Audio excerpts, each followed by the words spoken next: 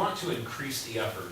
Another thing you want to do is decrease the rewards. Last night when we were doing our security analysis of the property we were at, we went into the business center. Self-closing, self-locking door. Great. The computer was bolted to the ground. The monitor, all the computers, all the monitors were bolted to the tables. The printer that was in there, bolted to the table. Everything was secure. So yeah, I could get in there, but I'm not going to find anything. If I do, I'm not going to find anything I can take. Engrave those valuables. You could put the name of the apartment community on there. You could put a driver's license number on there, which may not work so well for commercial because you may not be the manager there long. But by engraving that, the pawn shops aren't going to be so anxious to buy it, or Craigslist, or eBay, or whatever, because they'll know who it really belongs to. Removing excuses is another way to decrease the desire to commit crime. They say, you know, we weren't doing anything wrong. We were just sitting in the parking lot and we were drinking a few beers and these people came in and started talking smack. Said, my daddy can beat up your daddy and my gang's better than your gang. And so the fight was on. Oh, no, wait. What were you doing in the parking lot drinking beer? We've got a rule.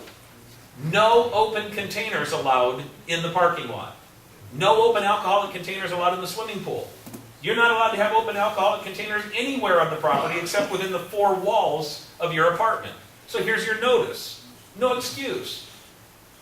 Or, you know, we weren't bothering anybody. We were just sitting outside minding our own business and these people came up and started trash talking. No, wait a minute.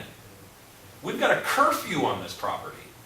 We made a rule that all persons under the age of 16 must be in their apartment by 10 o'clock.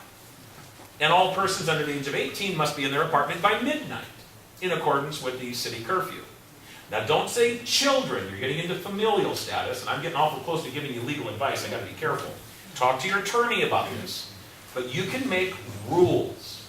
You don't want 8, 9, 10-year-old little kids running around the property at 3 o'clock in the morning. When I first started the crime-free program, I talked to managers that were so angry at the police department because we weren't arresting people for drinking alcohol on private property. And I said, folks, we can't arrest them. It's private property. This is their backyard. You, on the other hand, can make a rule. If you look in the Arizona Revised Statutes, virtually every state I have ever visited, I've been able to find the same statute. And I'll bet it's in every one. 33-1342.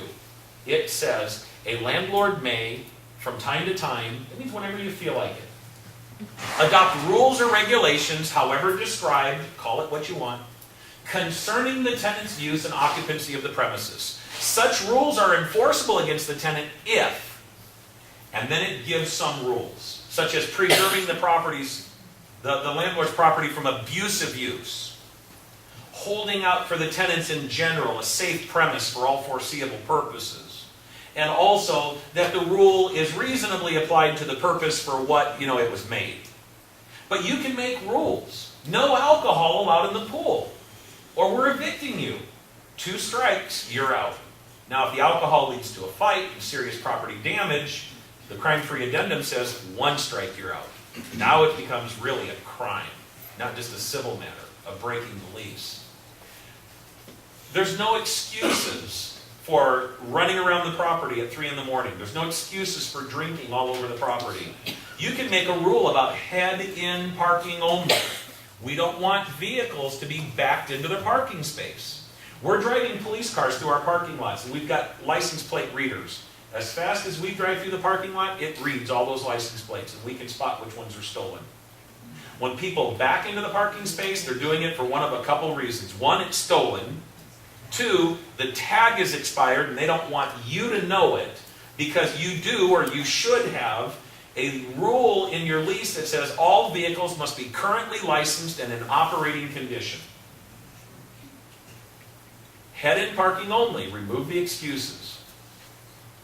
I've had people tell me, I know this guy's a drug dealer. I know he's a drug dealer. I can't prove it. Well, what can you prove? Take off the blinders. Look at the things you can prove. His license plate's expired. His car's not running. You've got all those other things. You with me? All right. So, make rules. Remove excuses. Some people say, aren't you putting the landlord in the role of the police? Absolutely not. It has never been the police department's responsibility to screen your residents.